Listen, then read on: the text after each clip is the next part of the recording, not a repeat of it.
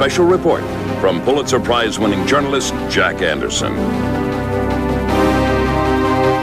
We stand today on the edge of a new frontier, the frontier of the 1960s. Tonight, the triumphant and tragic story of America's youngest president, his battles with the mob, the growing threat of communism, and the rising tide of Third World Revolution. To the united end that Cuba is free. He captured the imagination of a generation. He challenged a nation hungry for change. We choose to go to the moon in this decade and do the other things, not because they are easy, but because they are hard. But on a November day in Dallas, John Kennedy was murdered. I couldn't believe that this young guy had been shot down just like a wild animal in the street. How many men pulled the trigger? How has this conspiracy been kept secret for 25 years? And why are people still being threatened and killed for what they know? Tonight, Jack Anderson exposes the crime of the century. From the rooftops of Havana to the back roads of Louisiana, from Washington, D.C. to the city the mob built. You'll meet presidents. I was shocked. I couldn't believe it. Watergate burglars. If anybody could kill the president, it would be me. CIA operatives. CIA was blamed. Flamboyant lawyers. Lee Harvey Oswald left a suicide note. Convicts and corporate heads. It was more sexy to call it a wiretap. Private eyes. I worked in the Watergate for George Bush. And private citizens. The threats were even against my children. It's a roller coaster ride of power and politics that changed the world. If you want lies, go to the Warren Commission and the politicians who wrote it. Tonight, you'll learn the secret truth behind who murdered JFK.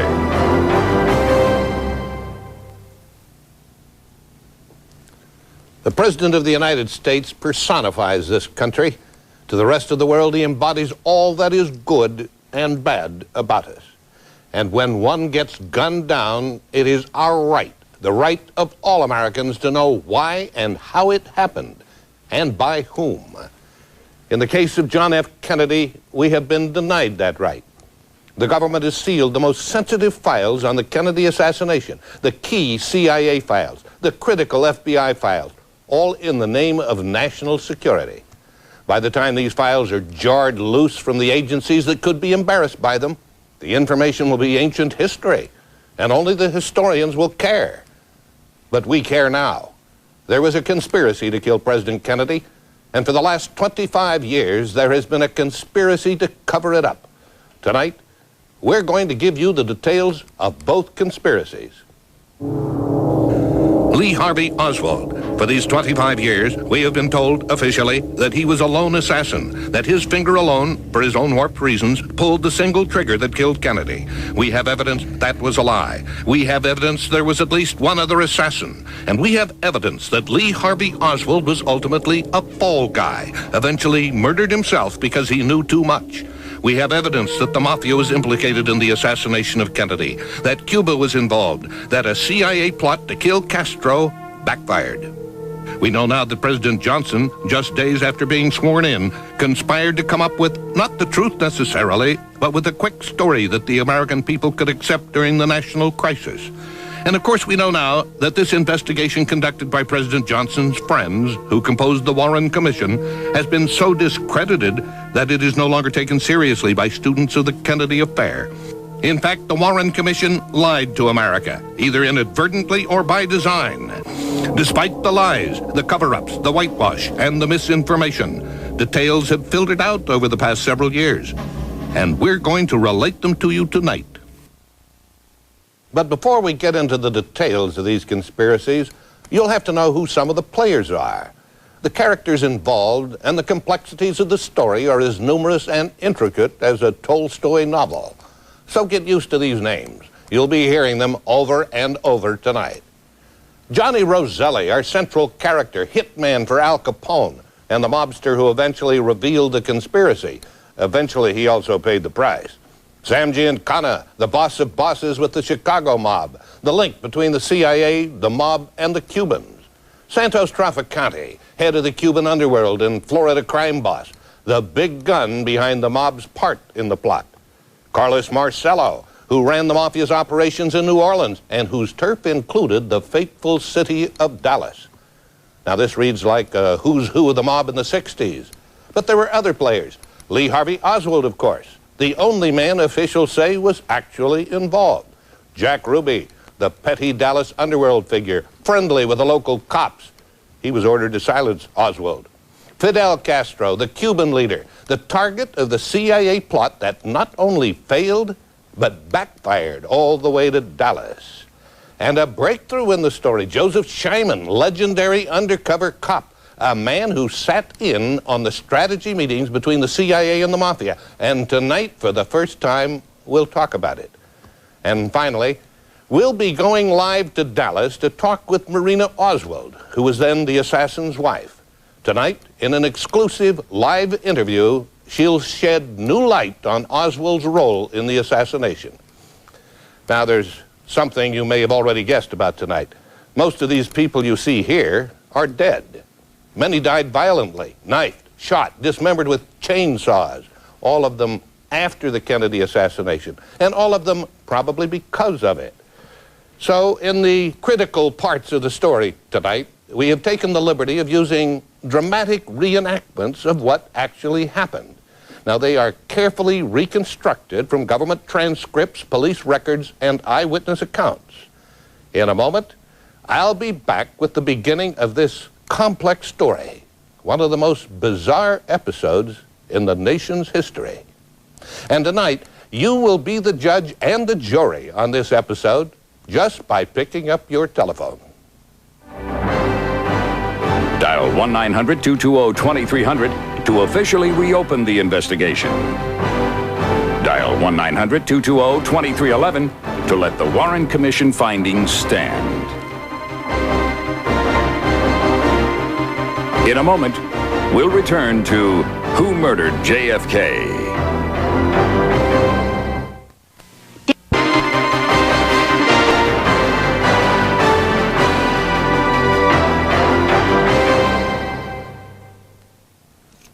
According to the U.S. Census Bureau, almost half of all Americans are under the age of 30, about 46% of us.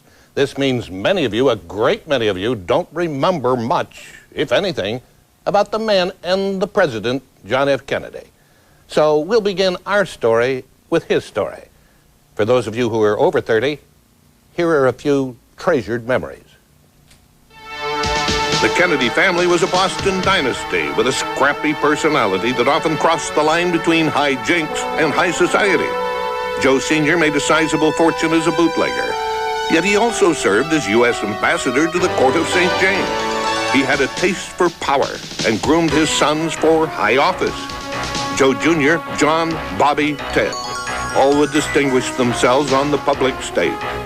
When a tragic World War II mission claimed the life of Joe Jr., John was next in line to carry the Kennedy torch to the White House. To lead us to a fruitful America, to a peaceful world for mankind everywhere, is the great senator from the state of Massachusetts, John F. Kennedy. Let me say first that I accept the nomination of the Democratic Party. The battle against Vice President Richard Nixon was hard fought. I run against a candidate who reminds me of the symbol of his party, the circus elephant, his head full of ivory, a long memory and no vision, and you have seen elephants being led around the circus ring. They grab the tail of the elephant in front of them. John Kennedy came into office in 1961 with not only high hopes on his part, but on the part of everyone that worked for him. I was in the Kennedy administration as director of the Food for Peace program. The Kennedy administration thought they could do anything, that a democratic society and a great country like the United States could overcome any problem at home or abroad. Kennedy set a new agenda for America in space. I believe that this nation should commit itself to achieving the goal before this decade is out of landing a man on the moon and returning him safely to the earth. The fight for civil rights. Where legal remedies are not at hand, Redress is sought in the streets, in demonstrations, parades, and protests. And he chilled the world when he confronted a nuclear threat in Cuba. Shall be the policy of this nation to regard any nuclear missile launched from Cuba against any nation in the Western Hemisphere as an attack by the Soviet Union on the United States, requiring a full retaliatory response upon the Soviet Union. Above all, Kennedy was a leader. He gave moral conviction to social change. But Camelot was soon to come to an end. One dreadful day in Dallas.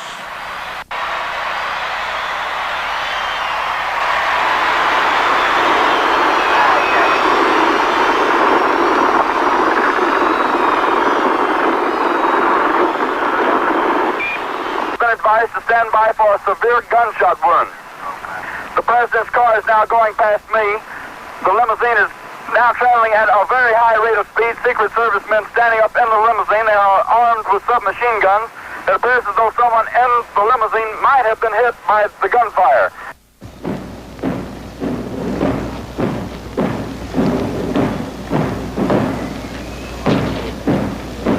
The sound of the muffled drums sweeps in melancholy waves over the hushed throng.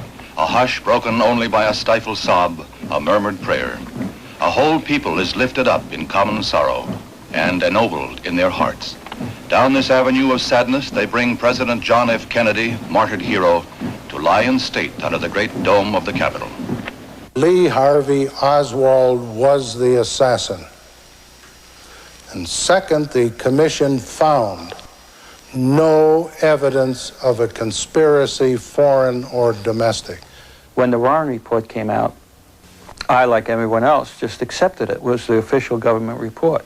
It was only when I began looking into the details of the Warren Commission's investigation that I began getting a sense of outrage. 68% of the people in Dealey Plaza, told by the FBI to commit perjury, who saw something they will never forget, the death of their president in front of their eyes.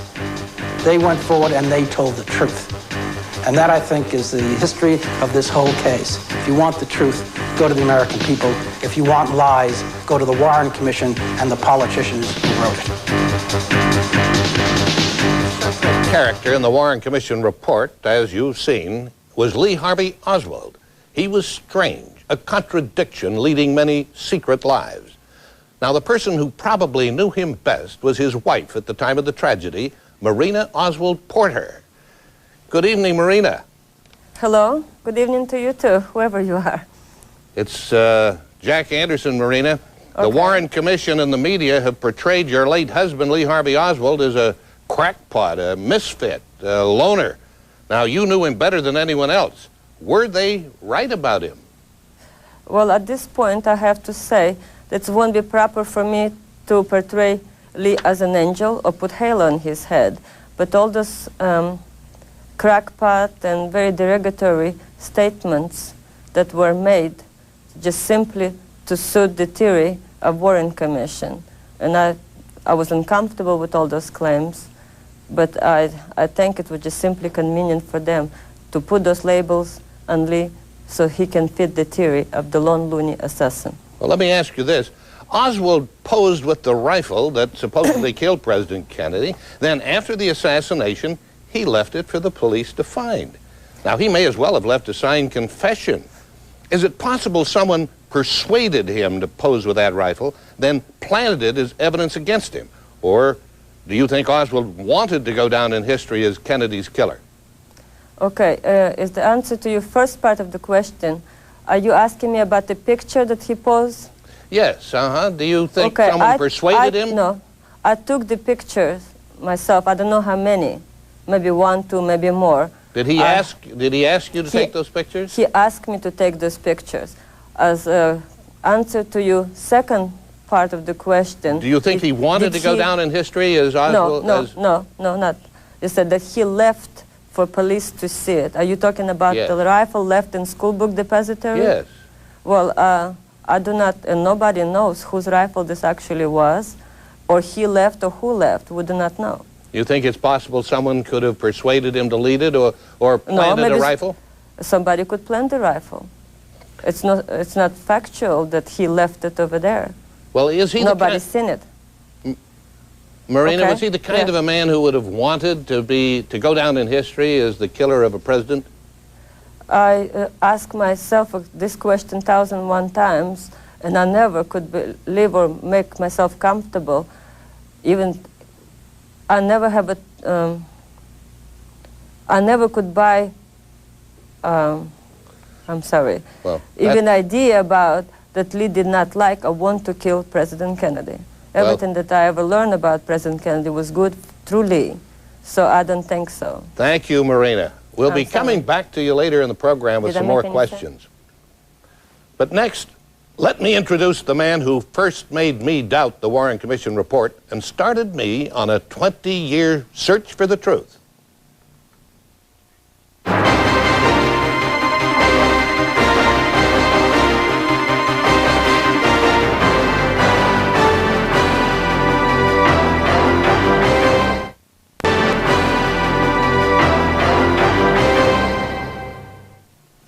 He was not a good man in the civilized sense of the word. He was a hoodlum who grew up to be a big-time gangster and a professional killer. His name was John Roselli, Johnny to those who knew him, and despite the life of crime he led, he had a reputation for telling the truth. He was recruited by the CIA to assassinate Castro, and later he began talking. He testified before congressional hearings where he couldn't tell all. And he talked to me secretly where he did. Now, I started talking with him 20 years ago on a story about the plot to kill Castro.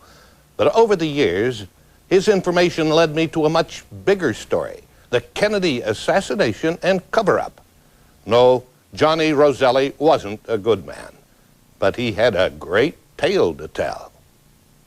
Johnny Roselli, one-time hitman for Al Capone, godfather of Las Vegas, and Chicago crime boss Sam Giancana's right-hand man. I contacted Johnny because I learned he had a dramatic story to tell, and he had a surprising way to tell it.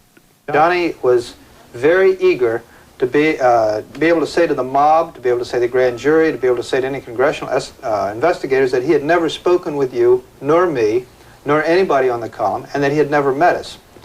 So Johnny's attorney set it up so that he would speak with Johnny, and we would be on hand. We would feed the questions to Johnny through the lawyer. The questions were propounded to me, and Johnny would answer the questions to me. In other words, I'd be a silent questioner, and you would hear the answers, but he would not talk directly to you at that time, though I know later he did have a number of meetings with you. Over the years, Johnny and I met several times. At first he was guarded, but in time I gained his trust, and he began to tell me an incredible story. Just supposing the government wanted to remove a head of state or some big wheel somewhere. You can't pick up a phone and do that, you know. The CIA didn't contact me exactly. They contacted a guy I knew in Las Vegas named Bob Mayhew. Bob Mayhew, a former FBI agent, was in charge of Howard Hughes' Las Vegas interests. It was Mayhew who put the CIA in touch with Johnny Roselli. Sheffield Edwards from the CIA, who was my main contact, told me about the desire to get rid of Castro and asked me if I would consider making a contact with Roselli. My friend figured this was a good deal. We'd win some points with the government, win some points with our own people. I threw my part in gratis. Hell, we were working for Uncle Sam. What the hell? Anything for Uncle Sam. All you do is tell your Uncle Sam wants it. You had Johnny. Anyway, we went down to Florida. You know, you can't work in somebody's territory without a proper introduction. It's just not good. You got to show the man some respect, you know? It's really important. For the CIA plot to work, Roselli would have to enlist the aid of Santos Trafficante, Florida mob boss. But Johnny didn't know Trafficante. So they brought Sam in to Miami, introduced him to Trafficante. Sam Giancana was one of the most interesting guys, challenging guys, an arrogant guy, a real dem and dozer. He was a ladies' man. I never could figure out why the ladies liked him because he was so ugly. But he was a killer, killed many, many people by his own hand and ordered the killing of many, many others. We hooked up the Fontainebleau with this guy named Sam and a guy named Joe, and we got the arrangements all together there. It was at this secret meeting that the CIA and mob hitmen conspired to poison Fidel Castro. Pellets, powders, capsules, you name it. The problem is access. Getting close enough to Castro to use the stuff. That's not a problem. Access wasn't a problem for the mob. They still had a criminal underground in Cuba left behind after Castro's revolution. They gave me some poison, and I gave it to a guy who knew Castro's cook. The CIA said this was some kind of drug, make him look like he had a heart attack or died natural or something like that. There was a little clip down in one of the Florida papers, and Johnny told us about that. And Johnny said they went wild when they saw that he had had an indigestion. Well, apparently he'd just eaten too much at one of his non-stop suppers and had gotten indigestion. But it had not been, he hadn't been poisoned. And of course they were just crestfallen when they found out that it was mere an indisposition of the stomach rather than an active poisoning. But they had thought that indeed the cook had gotten through and had gotten him. We kept trying to kill that son of a bitch. 6 times we went for him. One time I went alone. The last time, I guess, was in '63. We sent in 3 Cuban snipers. Belgian rifles, scopes, the whole works.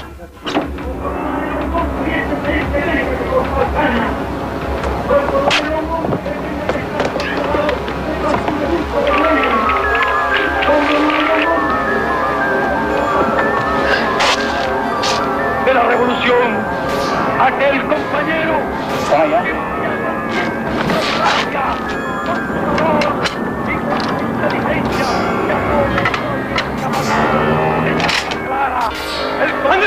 Ahí va.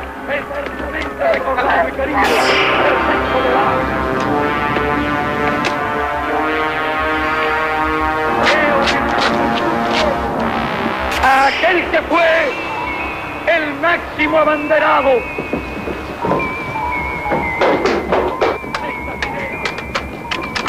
El tenaz defensor de la conciencia.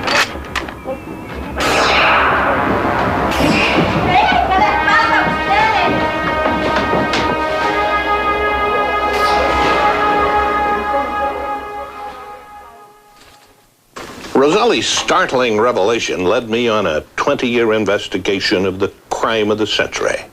But to understand this tangled web of intrigue, we must first understand its historic setting, which takes us to Cuba and the rise of Fidel Castro. What happened when the CIA, a Watergate burglar and Castro's mistress, conspired to assassinate a world leader? And he said, "You can't kill me, nobody can kill me." You'll find out when we return to Who Murdered JFK. Jack Anderson will return with startling new evidence and answers to Who Murdered JFK.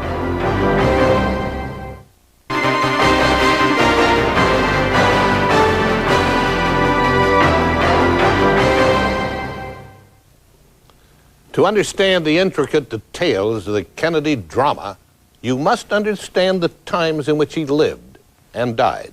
For short, it was called the Cold War. Our enemy was international communism with all its ugly faces.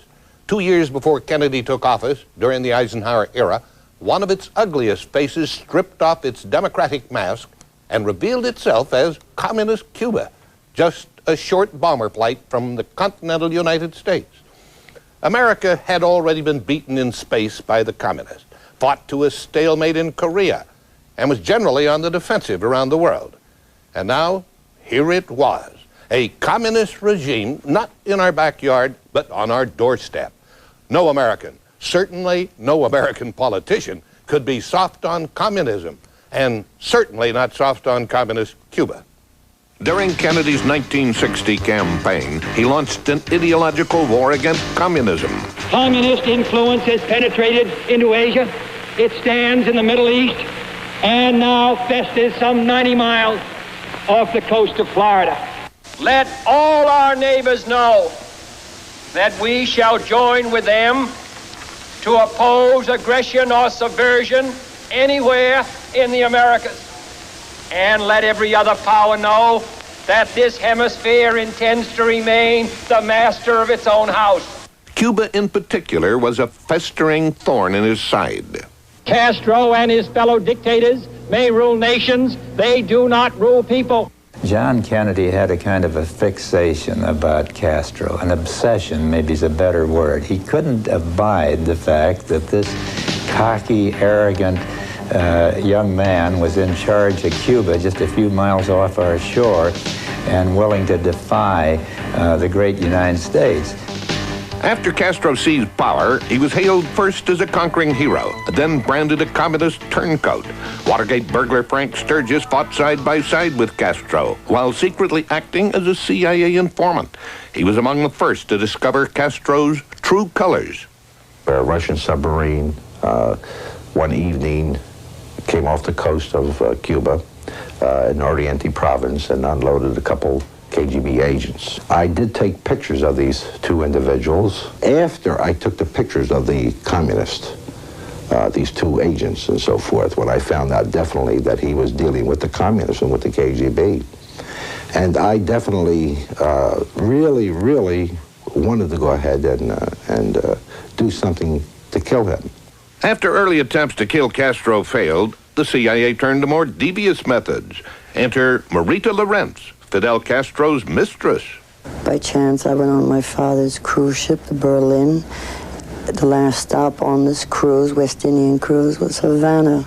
And on this cruise, I met the Prime Minister of Cuba, Dr. Fidel Castro Ruz. She was 19 years old and a real beauty. Fidel, naturally, with a 19-year-old girl, hey, you know, he'd crawl over a snake to get to a 19-year-old girl. At 19, she was old enough to have an affair with Fidel and young enough to be brainwashed by the CIA. I was asked to try to recruit her because she would be a very good asset, intelligence-wise. And I nurtured her along, and I finally did, where I got her in a position to poison Castro. They kept threatening me since they trained me that I wasn't good for anything else, that I had to do it for national security reasons, that otherwise there would be a war. She failed in that. And then there was two other attempts. I saw him playing his music and lying on the bed, smoking a cigar. He said, "Did you come to kill me?" And I said, "Yes." And he said, "You can't kill me. Nobody can kill me." Though the CIA had been unable to liquidate Castro, they pushed ahead with plans for an all-out invasion. The Bay of Pigs was the disastrous result. Jack Kennedy did inherit the Bay of Pigs scenario.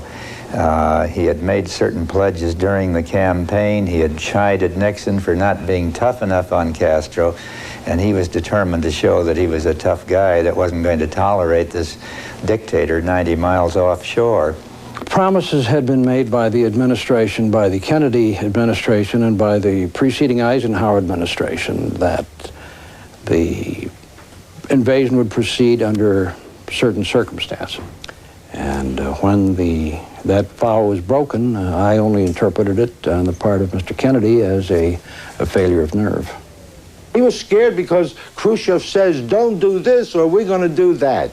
You know, so he didn't do it, and he deserted the Bay of Pigs. I was involved in the Bay of Pigs. Got a lot of people, friends of mine, that were killed in the Bay of Pigs. And I resent that. Don't play political games with me. I'm a military man. I'm a soldier. I go fight. But damn it, if I risk my ass out there and I'm getting shot at, I don't want some stupid-ass politician to go ahead and make deals behind my back where my people or maybe myself are going to get killed. I don't like that. After the Bay of Pigs, John F. Kennedy angrily said that he was going to break the CIA into 1,000 pieces. I'd like you to respond to that. I think that for him to have said that was probably a way of disguising from himself the fact that he himself was responsible for the fiasco at the Bay of Pigs. And I'm sure that that's something that haunted him for the rest of his days. Meanwhile, Fidel's gamble had paid off. The rebel leader quickly purged a corrupt Cuba. The Mafia made a deal with Batista to allow a vast assemblage of gambling casinos, narcotics operations, vice operations to be developed in Cuba. And just shortly before Castro took over, the mob's base in Cuba was perhaps the equivalent of Las Vegas and Atlantic City today. When Castro took control of Cuba, he seized all the American casinos and all their assets. Once he closed the casinos, he closed up really the main source of funding for Cuba. The bright lights of Havana's casinos dimmed for good, and the mob fled to safer shores, like the Gold Coast of Florida and the neon strips of Las Vegas. The Kennedy brothers' unprecedented attack on the mob made headlines. Bobby Kennedy, during this period of time, was eating monsters for breakfast.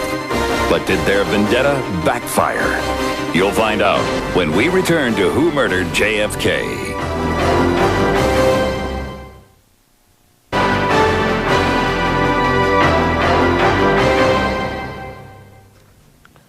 As we've seen tonight, President Kennedy, with help from the Central Intelligence Agency, had made a mortal enemy just a few miles offshore. But foreign enemies have never attempted the assassination of an American president. The conspiracy to kill Kennedy found a powerful ally, and it was not foreign, but internal. This internal menace was merciless. It had a reputation for cutting down anyone who got in its way. But never before had it contemplated a hit on a president. But then, no other president had personally gone after it the way Kennedy had. Enter the mob.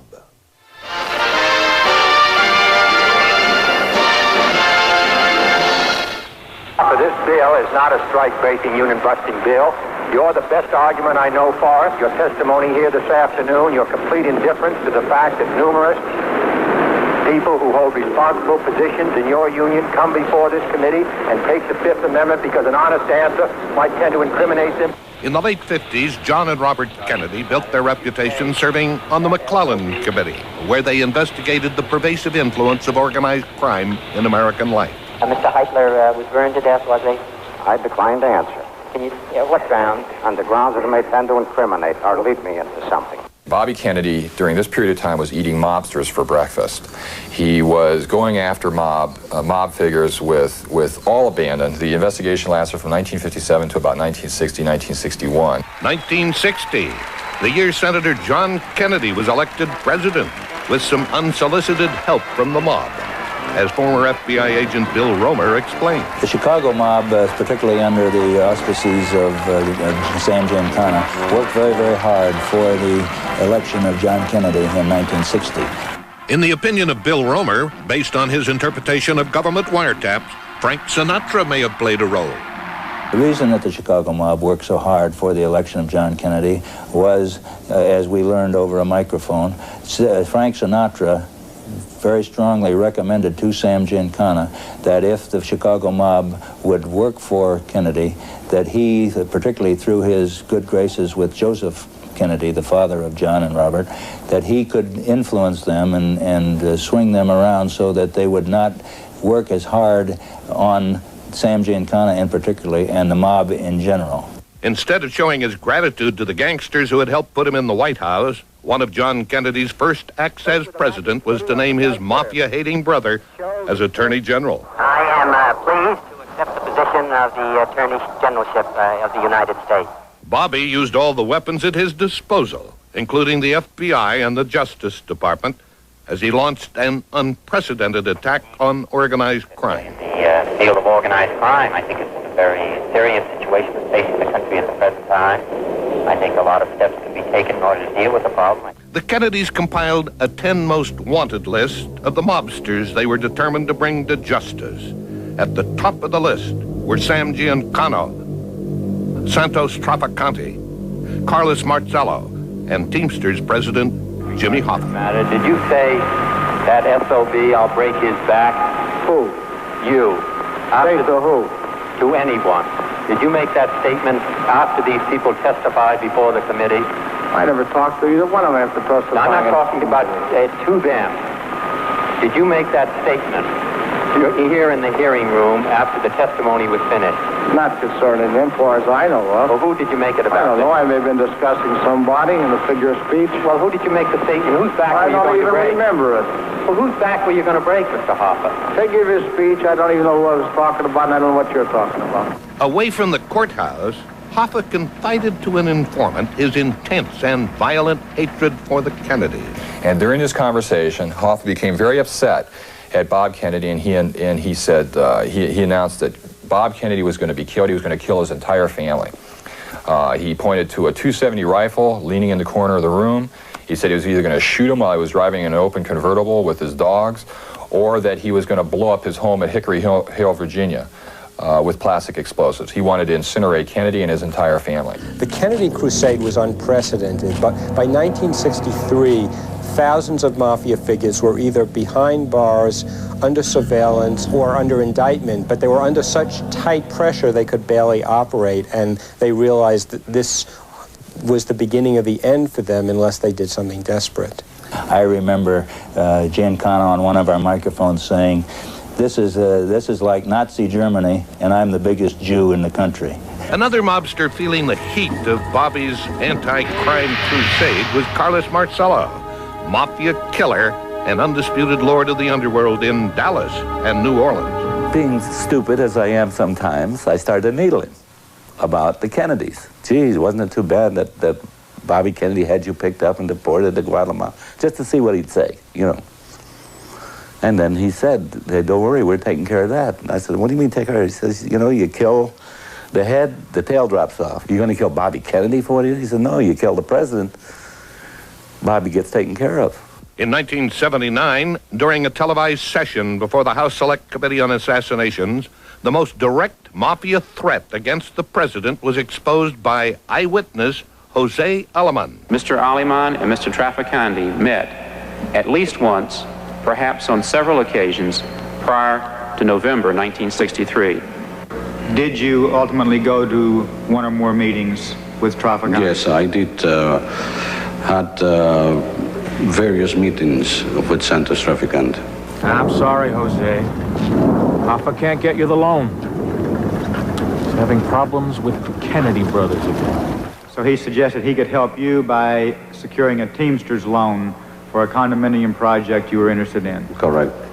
Hoffa could not secure the loan so far because he had a lot of troubles with the brothers Kennedy. He was very much upset very much upset about what Kennedy had been doing to Hoffa, and he felt sympathetic towards Hoffa, described him as a man of, very much of the workers. And very much. What did the conversation lead to next? Well, at one point he said, you see, this man, he's not going to be reelected. He's been a man that has been giving everybody a lot of troubles, and he's not going to be reelected. You're crazy. He's got all the Democrats behind him. He's a sure thing. No, Jose. He's going to be hit. Well, he said, Jose, he's not going to be reelected. You don't understand me. He's going to be hit. Santos Trafficante, Jimmy Hoffa, Carlos Marcello. Three men with both the motive and the means to kill the president.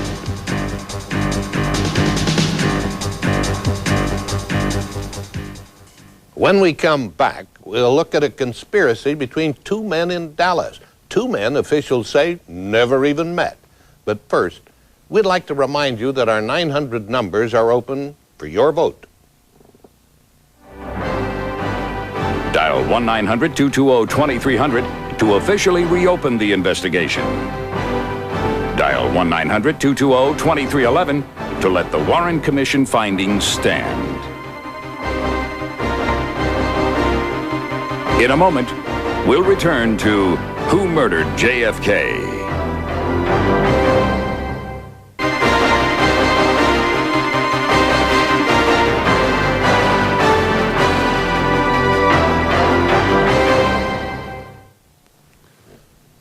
Adversaries were beginning to gang up on President John F. Kennedy. The mafia wanted him out of the way.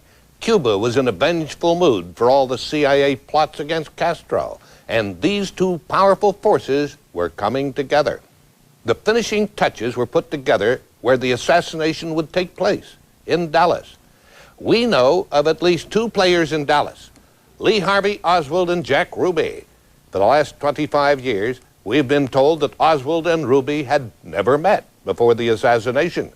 But you're about to see reenactments of eyewitness accounts indicating that not only had Ruby and Oswald met, they knew each other and could have been co-conspirators. And you will hear other eyewitnesses who corroborate those claims. One of the most disturbing aftermaths of the Kennedy assassination was the murder of accused gunman Lee Harvey Oswald in the basement of the Dallas Police Department. He was shot point blank in the stomach by mob associate and nightclub owner Jack Ruby. Who's this Jack Ruby guy? Jack Ruby had numerous connections to organized crime. He grew up in Chicago, where he was, among other things, a runner for Al Capone. He was brought in for questioning as a suspect in the murder of Leon Cook, who was the head of the Chicago Waste Handlers Union. There was not enough evidence to hold him in custody, and so he was released, and he immediately went to the Chicago Waste Handlers Union. He got a job as an organizer with Paul Dorfman, who was the man who was responsible for introducing Jimmy Hoffa to the mafia in the Midwest back during the early 1940s. During the late 40s, the mafia decided to take over the rackets of the Southwest, and Ruby was one of a group of about a dozen Chicago hoodlums who came down to Dallas with the mob. Jack Ruby, organized crime figure. But there are others who paint a different picture of Ruby. I think the best description would be he was a gopher. The fellow would go for sandwiches in the police station. He was an oddball, a screwball. He was a well-meaning fellow. I think he was mentally ill. Jack Ruby was a hanger-on in the Chicago mob, but he loved the ambiance. He loved the glamour of the mobster. Several witnesses told the FBI that when you set up illegal gambling in Dallas, you had to clear it with Jack Ruby. He was pretty much controlled the fix of gambling between the police and the mob in the city.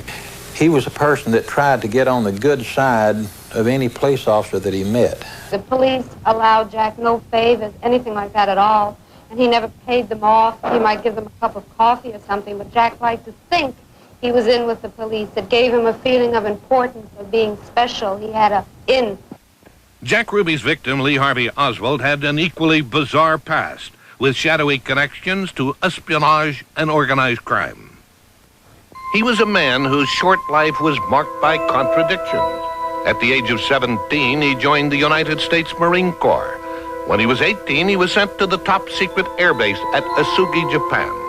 Some say he was working for military intelligence. The first time I met Oswald, I felt he was working for somebody. And I felt at that time it was naval intelligence. By his obvious knowledge of my background. After receiving an early discharge from the Marines, Oswald traveled to Moscow in 1959, renouncing his U.S. citizenship and proclaiming his intention to sell America's defense secrets to the Soviets. While working at a radio factory in Minsk, Oswald met and married Marina Preskakova, the niece of an alleged KGB official. In June 1962, Oswald returned to the United States with his wife and infant daughter and settled in Fort Worth, Texas. That in itself says that somebody was giving Oswald highest priority, either because we had trained and sent him there and they went along and pretended they didn't know to fake us out, or in fact they had incalcated him and sent him back here and were trying to fake us out that way. But he got a green light that no other American had gotten at that particular point in time. In 1963, Oswald moved his family to New Orleans, where he founded a local chapter of the pro-Castro Fair Play for Cuba Committee. What are you advocating? We advocate restoration of diplomatic, trade, and tourist relations with Cuba. Curiously, he shared an address with the city's most virulent anti-Castro organization. I would very definitely say that I am a Marxist. That is correct. The unconventional life of Lee Harvey Oswald would take yet another strange turn. We knew, for example, that Lee Harvey Oswald was in fact connected to the mob in the following sense. His uncle, a man named Dutz Moret, is a gambler and was connected, at least loosely, to the Carlos Marcello family of the mob in New Orleans. His mother had some very mysterious connections to the Marcello operations down in New Orleans. The only thing I'm sure of is that I did not kill President Kennedy. And another thing I'm sure of, I did not raise my children to kill. And Oswald was also very close in 1963 with a man named David Ferry, who was working on a daily basis for Carlos Marcello in the fall of 1963. At the far right is David Ferry in uniform. He was head of the New Orleans squadron of the Civil Air Patrol. One of his cadets was Lee Harvey Oswald. When Bobby Kennedy had Carlos Marcello deported in April 1961, around the time of the Bay of Pigs invasion, it was Ferry who flew Marcello back into the country illegally. In fact, an informant witnessed Oswald in Marcello's headquarters, the Town and Country Motel in New Orleans, receiving what appeared to be a payment from a Marcello lieutenant. This is a scandalous story because Oswald's relationship with organized crime was totally withheld from the American public and from the Warren Commission that investigated the assassination by J. Edgar Hoover, who was calling all the shots. 2:30 a.m., the Lucas B&B restaurant. Only 12 hours before the assassination, two waitresses witnessed a meeting between Jack Ruby and a man they identified as Lee Harvey Oswald. There we are. Thanks. But witnesses claim this secret meeting may have been only one of many contacts between Ruby and Oswald. Thank you. Yeah, take care of that. Testimony suggests a more involved relationship between the two men. Fall 1963, Dallas, Texas, just weeks before the fatal day. One night, Jack had a meeting with several other men, and there were 7 at the table with Oswald being the 7th person. And they were there till about 1 a.m. October 4, 1963, 6 weeks before the president's trip to Dallas. Their conversation, in effect, was planning to kill Governor Connolly, the governor of the state of Texas, for the purpose of opening up the rackets in Texas. Fall 1963, the date of the president's visit quickly approaches. I was at the Carousel Club, and Jack Ruby was talking to a group of the advertising people, and he said Lee Harvey Oswald had been in the Carousel Club, and he was bragging that he had taken a shot at Major Edwin Walker. If Jack Ruby was going to hire somebody to kill the President of the United States, he'd probably hire some kind of nut like Oswald. We're back again with Marina Oswald Porter.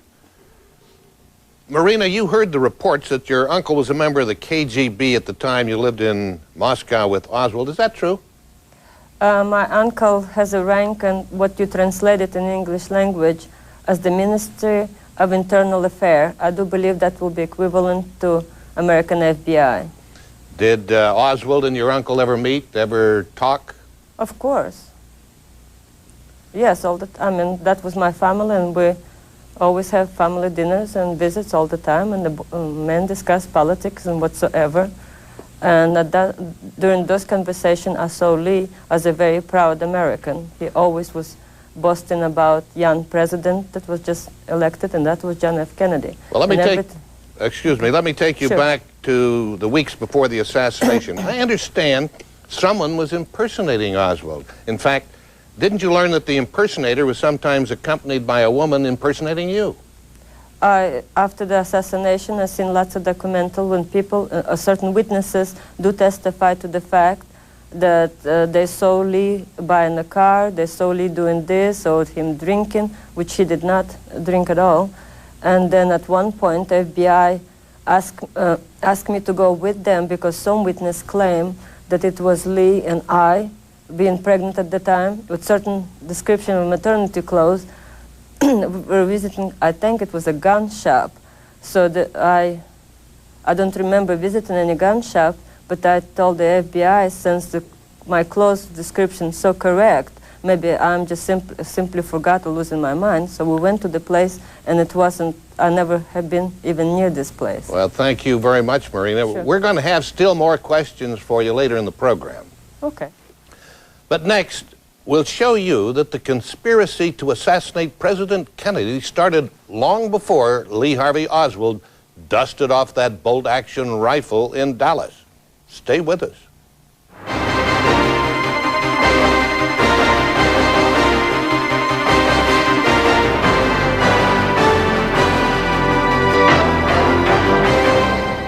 Assassination before it happened.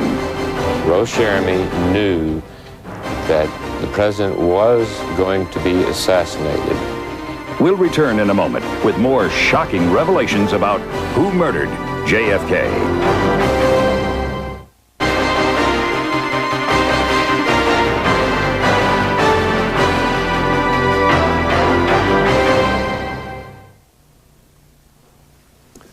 The conspiracy to assassinate President Kennedy had been brewing in Dallas days before the president arrived. The Warren Commission would later overlook this evidence. Obviously, so did the FBI and the Secret Service. But there were people who knew what would happen. One of the most chilling episodes in our story takes us to a desolate Louisiana back road, 2 days before the assassination.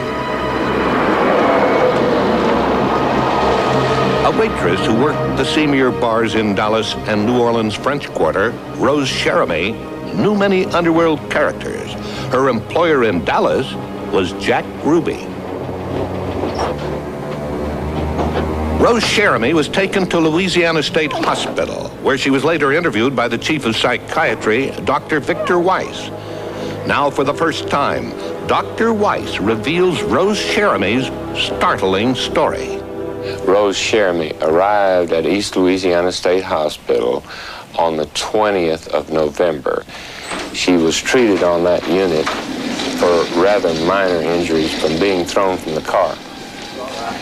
She quite openly and readily told a number of the staff, including the doctors attending her, that she was aware the president was going to be assassinated. Go kill him. I gotta get out of here. I can't be part of this. You gotta listen. Okay, let's give it a shot. No, you. Rose Jeremy knew that the president was going to be assassinated, and that it was common knowledge in the, quote, underground in New Orleans that this was to happen, that the contract had been let. You gotta listen to me. I think you better give it a shot. I must say in all honesty that I think she had some knowledge of something that was transpiring and had transpired. I had a tendency to believe her story. They're gonna kill the president, damn it, Dallas! Everything's gonna be just fine. Incidentally, the two men that threw her out on the highway were returning to Dallas. It is now November 21st, 1963. For over 1,000 days, John Kennedy has held the office of the presidency. On the night before he's assassinated, the president and his wife arrived in Fort Worth, Texas, continuing his goodwill tour of the state. On the last night of his life, the president is left unguarded while his Secret Service men investigate nightlife at Fort Worth's Cellar Club. So, who's guarding the president, boys? Hey, don't ask me. Everybody's here. They showed up about 1 o'clock and proceeded to just have an awful lot of fun. I'm with the press. Every place that the president goes, the city supplies 2 firemen to put on each floor of the hotel in the event of a fire. And if all the Secret Service guys were down here in this club playing. That still leaves the 2 firemen on each floor of the hotel protecting the president, because all the Secret Service guys were there. They partied with Dallas strippers, including some from Jack Ruby's Carousel Club who joined in the festivities.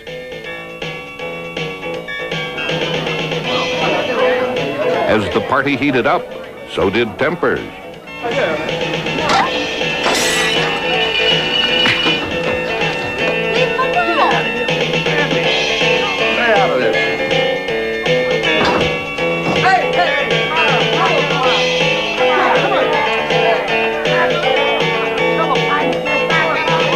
While the president slept, his Secret Service men continued their party. It began to break up around 5:30. Everybody was just having too much fun. It is the morning of November 22nd. The president will live less than 4 more hours. It is now 11:37 a.m. The presidential entourage has arrived in Dallas at Love Field. The waiting crowd is enthusiastic. The President and First Lady basked in a warm reception from the people of Dallas before leaving for a planned luncheon at the Dallas Trademark. With thousands lining the streets, the presidential motorcade slowly makes its way through downtown Dallas. It will be only a matter of minutes before he arrives at the Trademark. I was on Simmons Freeway earlier, and even the freeway was jam-packed with spectators waiting their chance to see the president as he made his way towards the Trademark. The president's car is now turning onto Elm Street and passes by the Texas School Book Depository.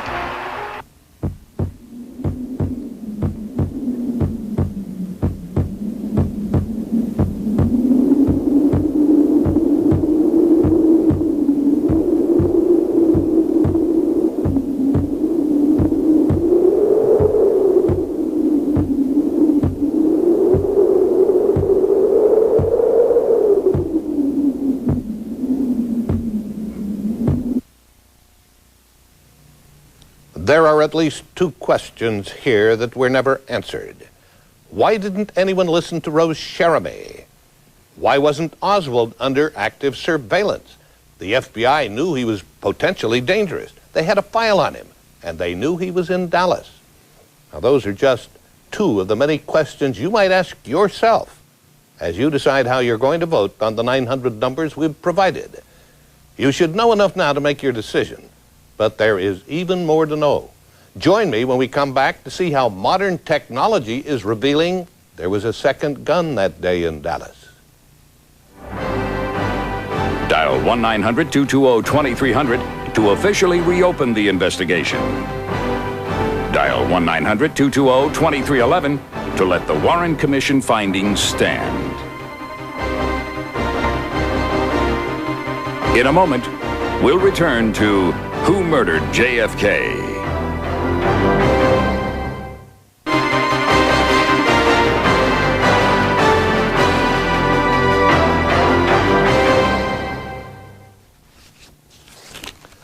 It's one of the ironies of the Kennedy assassination that the technology developed by America's space program can now be used to investigate the Dallas tragedy. One of President Kennedy's pledges was to make America #1 in space, and that promise got our technologies rolling. Computer enhancement of photographs became a new science, and in this next part of the story, you'll see how we use that new knowledge to show that there was at least a second assassin in Dallas. This is Dealey Plaza in downtown Dallas, a perfect place to kill a president. Behind me is the Texas School Book Depository where shell casings and a rifle were found. Just 50 feet from where John F. Kennedy was shot is this picket fence on a grassy knoll. Could this have been a cover for a second assassin? I saw a man moving. He was the only thing in the whole area that was moving. And he was moving away toward the tracks from in front of the School Book Depository rather quickly. And something said to me, go get him. Police officer Joe Smith also ran up the hill in pursuit of a suspect. The crowd followed Officer Smith running toward the elusive gunman spotted on the grassy knoll. I ran across the Elm Street to run up there toward that knoll And we were stopped by a man in a suit, and he had a overcoat on his over his arm, and I saw a gun under that overcoat. And his comment was, "Don't y'all come up here any further, you could get shot or killed," one of those words. A man wearing a suit was sighted behind the picket fence at the top of the knoll. He was quickly apprehended by Officer Smith. Stop right where you are. Don't you move now. What you doing here? Gentlemen. United States Secret Service. Okay, partner. It's all right. A few months later, they told me they didn't have an FBI man in that area. If they didn't have anybody, it's a good question who it was. A House Select Committee conducted the last thorough investigation of the John F. Kennedy assassination. This is where the committee believed a second gunman would have stood. Some eyewitness accounts and acoustical evidence agree that at least one bullet was fired from this spot. A certain policeman in Dealey Plaza had noticed the day before the assassination some individuals behind the picket fence overlooking Dealey Plaza appearing to be pointing guns over at the plaza, as if they were about to have target practice. At 3M's Comtel Corporation, a firm that specializes in photographic analysis through computerized enhancements, a study of the destruction of the president's brain upon impact proves beyond a doubt that the fatal gunshot came from in front of the president's car. Second frame of impact. It came from the grassy knoll. Third frame. Stand by. The presidential car coming up now. We know it's the presidential car. You can see Mrs. Kennedy's pink suit. As the motorcade rushed to Parkland Hospital, the Dallas Police Department rushed to judgment, sending a swarm of officers to investigate the 6th floor of the Texas School Book Depository. And the first unconfirmed reports say the president was hit in the head. That's an unconfirmed report that the president was hit in the head. Meanwhile, just a few hundred feet from the grassy knoll, 3 tramps are arrested hiding inside a railroad boxcar. As they're released by the Dallas police, this photo is taken. The man in the center strongly resembles Charles Harrelson, now in prison for murdering a federal judge. Some say the man on the left looks like James Earl Ray, convicted assassin of Martin Luther King. And many believe the third tramp is none other than E. Howard Hunt of Watergate fame. Comtel agreed. Photo enhancement showed a striking resemblance to Hunt. Where were you on the day that John F. Kennedy was assassinated? I was in Washington, D.C., and I have 3 witnesses who have testified under oath, not once but many times, as to my presence that day, all of whom were office associates of mine. Now I'd like to show you a picture taken of 3 tramps who were in Dealey Plaza on the day of the assassination. I'd like you to look at this picture, and I'd like you to tell me whether one of those tramps could have been you. It's a law of physics that you can't be in 2 places at the same time, and since I was in Washington, D.C., it's quite obvious I couldn't have been in Dallas. Still, some investigators are concerned about this intriguing letter to a Mr. Hunt asking for details about a meeting in Dallas. It was written shortly before the assassination, signed Lee Harvey Oswald. On the book depository 6th floor, police found 3 cartridge shells and shortly after a rifle, which they identified as a Mannlicher Carcano. But a deputy sheriff, Roger Craig, insisted that he saw a Mauser, which uses different bullets. He also said the rifle's brand name was altered. On the street below, law enforcement officials and amateurs searched the scene of the shooting, while another crowd gathered outside the hospital walls.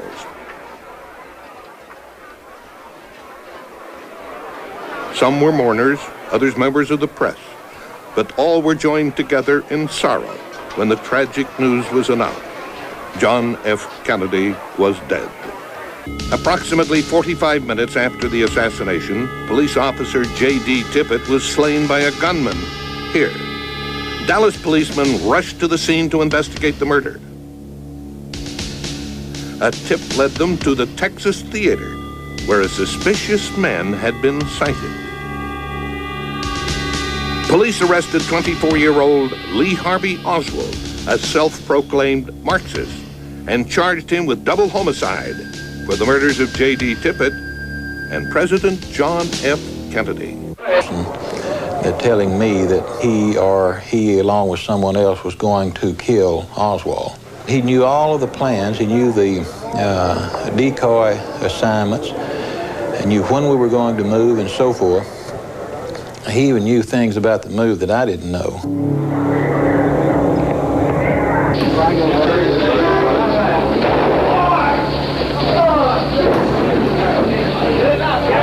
When I saw it on television and saw Jack Ruby shooting Oswald, then it seemed like almost instantly I realized that that was Jack Ruby I was talking to last night. He had no choice. Now, when the mob tells you to make the hit, you're going to make the hit. Complete conspiracy, Wilson. If you knew the true facts, you'd be amazed at it. In what way? It'll be proven in a few days later what the charges will be filed against me, plus the fact of the assassination. Complete conspiracy against me, right? The commission always wanted to interrogate Jack Ruby.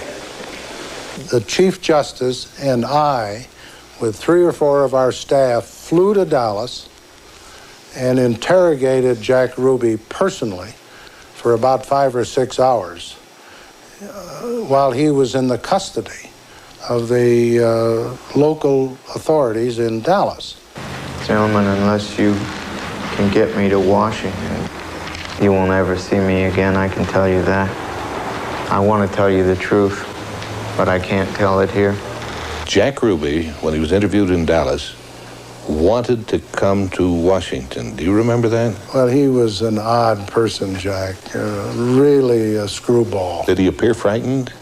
I don't think Jack Ruby's story in that regard had any credibility whatsoever. We're back with Marina Oswald Porter, live from Dallas.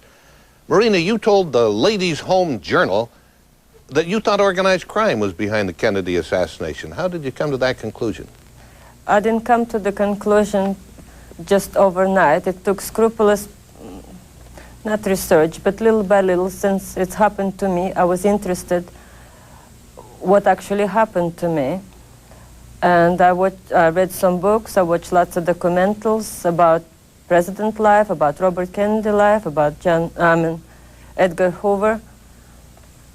And accumulation of those little evidence and the documentaries, all of a sudden when I was watching a movie about Robert Kennedy, when he was just portrayed, it was his life portrayed on television, and all of a sudden come to me that it wasn't John Kennedy that was supposed to be, the mob wasn't against John F. Kennedy, they were after Robert Kennedy, because he was against mafia. Well, Marina, you may recall, yes. Marina, you may recall that Oswald, after his arrest, told police he was a patsy. Now, was he a man who could be manipulated by others? I think all of us can be manipulated. Nobody a real exception. I think Lee was manipulated into he just had been, in my belief, that he was working for the government and he was just simply infiltrated groups that he was doing what he had been told to do. You think he was being used? I think so. From my own personal experience, I have been used just as well. Do you think it was organized crime that was using him? I don't think so. I thought earlier you said that you thought it was organized crime. Okay, I'm sorry. In my interview with the Ladies' Home Journal, I maybe didn't make myself clear, because when I read some reviews that they said Marina Oswald think that organized crime beside Lee Harvey Oswald were involved in the plot. I'm saying that right now that I do believe that organized crime was involved in the plot to kill John F. Kennedy. But I'm not saying that Lee was involved in the plot. He was implicated in the plot. And you think unjustly so? You think that he may not have even pulled the trigger? Absolutely. Well, after the assassination, you became the Warren Commission's star witness against your late husband. Your testimony, more than any other evidence, helped the commission reach the conclusion that he was a a deranged killer, that he acted alone. Clearly, you don't believe that now. I do believe right now, when I said that I have been used as well, I believe that I have been used by Warren Commission and any committee that investigated so dishonestly sometimes to make Lee a guilty party. Well, how did they handle you? You feel that they treated you unfairly? Well, 25 years later, you're a little bit older. You look at your life back. I have been living with the guilt for a long time, and it was very convenient. I felt like I was just I was very easy mold at the time. I was very young and mature and naive. I have been asked conveniently only the questions that will suit the theory. Well, thank you very much. Thank you very much, Marina, for spending this time with us tonight, and thanks for sharing your knowledge of the tragedy. You're welcome. Next, remember Johnny Roselli, the man who started me on this search 20 years ago? Well, he had a lot more to say about the mob's involvement. So stay with us.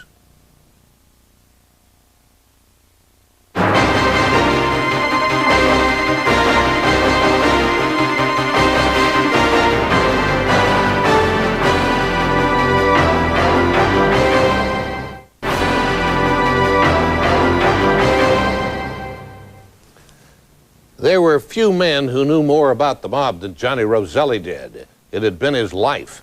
And there were fewer still who knew more about the Mafia's involvement in the plot to kill President Kennedy. As our relationship grew over the years, he was telling me more and more.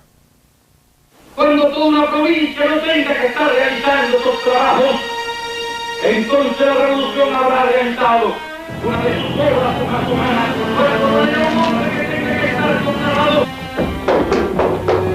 De la conciencia del hombre como instrumento del desarrollo de la revolución. Aquel ¡cuidado!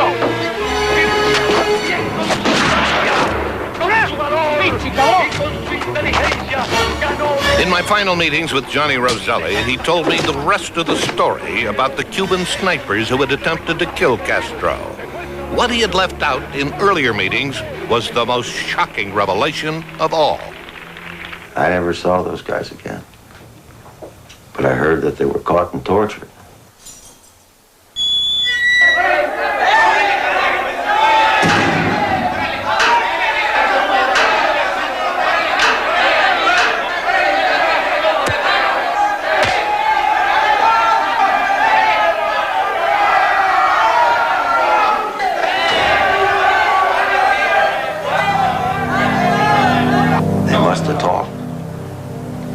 I guess Castro's boys are pretty persuasive because I heard the word came back that the hit team we sent in was turned around. They were sent back to the U.S. to kill Kennedy.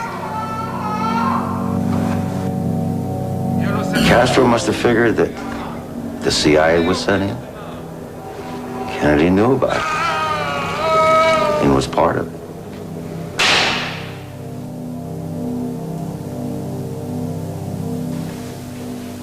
Killing Kennedy probably wasn't such a big deal to our guys. The truth is they hated his guts. Bobbies all over everybody, everywhere, all the damn time. After all, we helped him get elected. I bought votes for him in Illinois myself. Anyway, they were all over us. The word was, Kennedy had to go.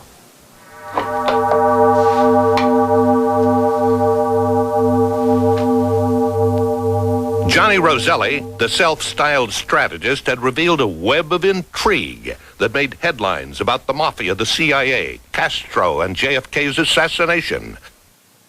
But that was just the beginning of his revelations. The way I heard it, the Cubans handed over Oswald. They figured he was a perfect fall guy, a real crackpot. They said he was good with a rifle. Not that it mattered. Kennedy was going down that day whether he hit his mark or not. Oswald was a patsy or a chump, really. His uncle or something ran the numbers in New Orleans. Ruby was one of our guys, strictly small time. He started like I did in Chicago with Capone. But he was strictly an errand boy, that's all. That's all he did. Anyway, he was in real good with the Dallas cops, and when we gave him the call, he responded. He didn't have a choice, really. Oswald had to go. He just knew too much. At least that's what I heard. The text of the Roselli's story was later supported by Senate committee hearings when George McGovern testified about his own meetings with Fidel Castro. During 9 hours of conversation with Prime Minister Castro on a visit to Cuba in early May of this year, the issue of CIA-inspired assassination attempts against Cuban leaders was discussed. Testified about his own meetings with Fidel Castro. During 9 hours of conversation with Prime Minister Castro on a visit to Cuba in early May of this year, the issue of CIA-inspired assassination attempts against Cuban leaders was discussed at some length. Mr. Castro told me that the CIA was involved in a number of efforts to assassinate him and other Cuban leaders. Later on, this matter came up with his brother Raul, the defense minister. And I must say it was no laughing matter with him. There was no joking around about it. What exactly did Raul say? He said, let me tell you, if any one of those attacks had succeeded, I can tell you that I would have found some way to retaliate. At the Brazilian embassy, Fidel Castro himself delivered an unprecedented message only 2 months before the Kennedy assassination. He told Associated Press correspondent Daniel Harker that if attempts to eliminate Cuban leaders continued, American leaders would not be safe. Ironically, Santos Trafficante was playing both ends against the middle by sending snipers to Cuba for the CIA, while at the same time warning Castro of their arrival. There was intelligence that Santos Trafficante was doing business with Castro. Do you know anything about it? When Castro took control of Cuba, he seized all the American casinos and all their assets and threw all the operators in jail, including Trafficante. And then suddenly Trafficante is released with all his assets. Several of the people that were on one of the missions were captured in Cuba and tortured. And the assumption was that he was part of that. The thought went to my mind, Trafficante is working for Castro, or he's working through Castro's agents here. He's the contact. Trafficante came out with all his money. Immediately went into business. And look how big he got overnight. He spread out all over the South. Of course, he teamed up with Marcello, and he has some Chicago interests too. Marcello was very high in the United States in the hierarchy. You know, he was very high. I can't see anybody in the South, even if Trafficante was on a peer level with him, he'd still have to go through Marcello. I think Carlos Marcello is the key figure behind the assassination. His territory included Dallas, and his fingerprints come up in the assassination case again and again and again. When Carlos Marcello testified before the House Select Committee, he denied any involvement in the Kennedy assassination. Santos Trafficante also appeared before the committee, but he contemptuously took the fifth and revealed nothing.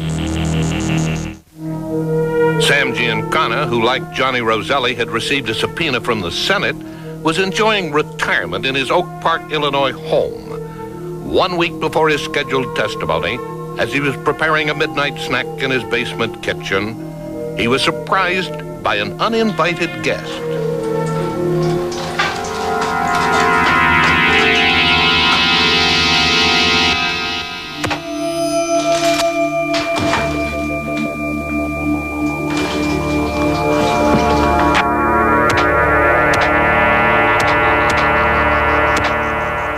The committee, of course, notes with interest that Mr. Giancana was done away with.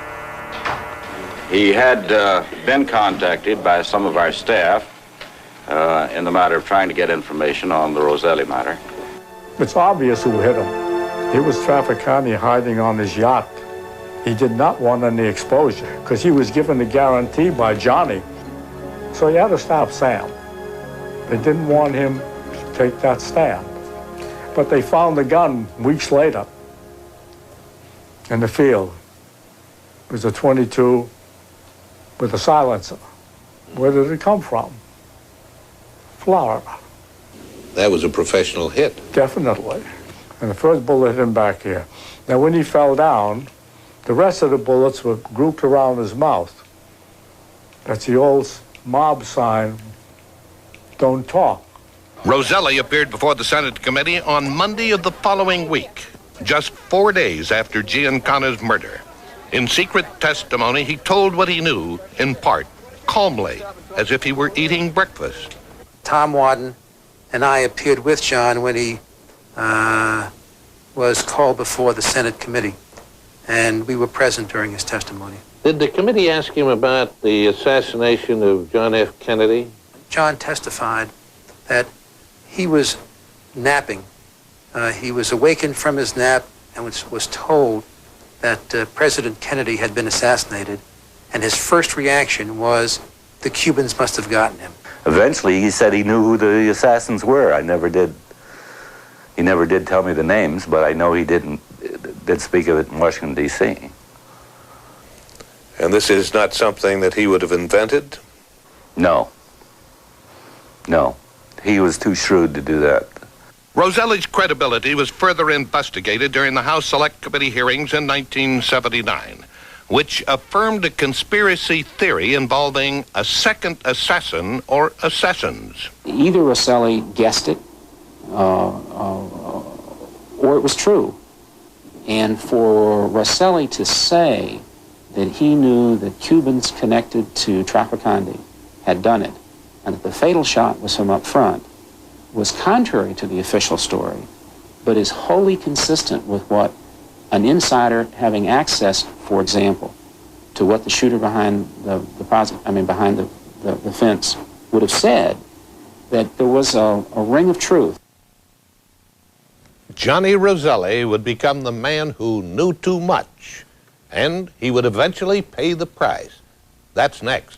But first, you still have time to judge the evidence you've seen tonight by using our 900 numbers.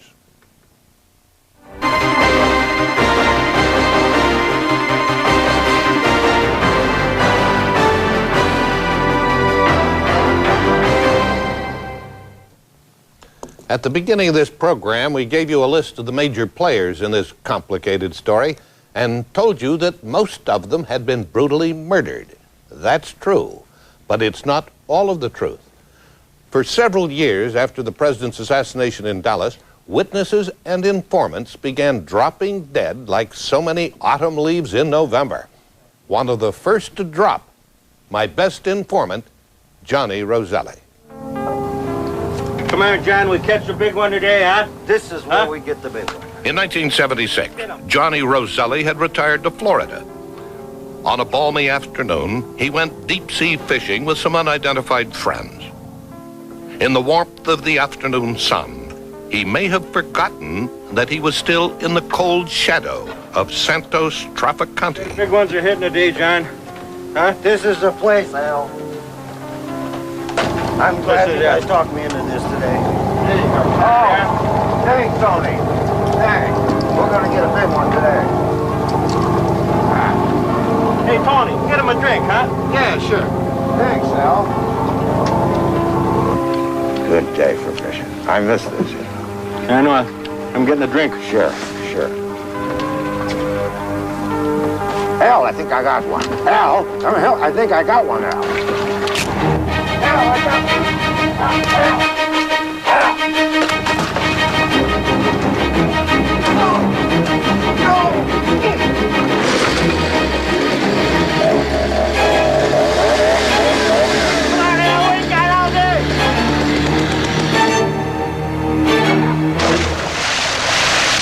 Santos was definitely looking to have him hit.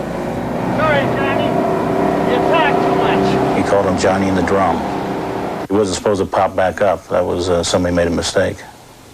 In just 3 short years after the assassination, 18 material witnesses died by gunfire, karate chops, and slashed throats. According to the London Sunday Times, the odds of all these witnesses being killed so soon after testifying is 100,000 trillion to 1. We haven't tried to be a court of law here tonight, but we have investigated the assassination of President Kennedy, and we've found compelling evidence that contradicts the official verdict. We've presented that to you, and you've responded with your verdict. There has been an overwhelming response from you, voting on whether to reopen the Kennedy assassination probe. As of a few minutes ago, 213,178 Americans have voted. Of those, 209,934 voted to reopen the investigation, and 3,244 voted to keep the status quo. Obviously, Americans want to know more from our officials. By the way, you can vote on these 900 numbers up to 12 noon Eastern Time tomorrow. The remaining question tonight is why? Why did the government cover up the facts surrounding Kennedy's assassination? The first reason is that President Johnson was fearful of provoking a world war that could involve the Soviet Union. To understand this, you must remember the times. Soviet Premier Nikita Khrushchev had just been humiliated at home by backing down during the Cuban Missile Crisis. He had been backed into a corner, and a cornered Khrushchev could be dangerous. He had made a deal with President Kennedy that if he pulled Soviet missiles out of Cuba, we would not invade the island. Now, if we violated this promise, he could not afford to back down again. He could be forced by pressures at home to take action. It could lead to war. Shortly after Kennedy was shot, President Johnson got a secret briefing from the CIA informing him that, first, Castro was behind the assassination, and second, Castro reportedly acted because of the CIA's efforts, using the mob, to kill him. President Johnson felt, rightly or wrongly, that the American people could not be told this. They would demand retaliation against Cuba, which might have forced Khrushchev to act. This could have meant World War III. Johnson had been president for only a couple of days. He couldn't take that chance. Besides, the truth was embarrassing. The world would learn that the CIA was plotting to assassinate a foreign leader. Not only that, but with the help of mafia killers. Not only that, but the plot was bungled. And not only that, the plot was botched so badly it caused the assassination of their own president. It was just too much to allow the American people to know, and the consequences too great.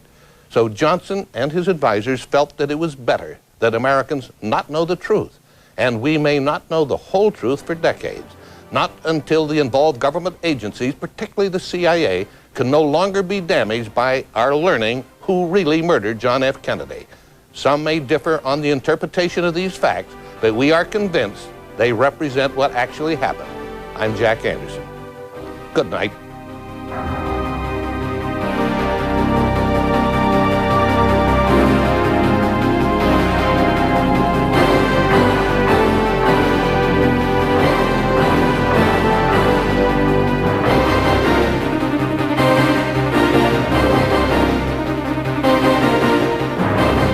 Stay tuned for local news, weather, and sports next on Tampa Bay Tonight on Your 44.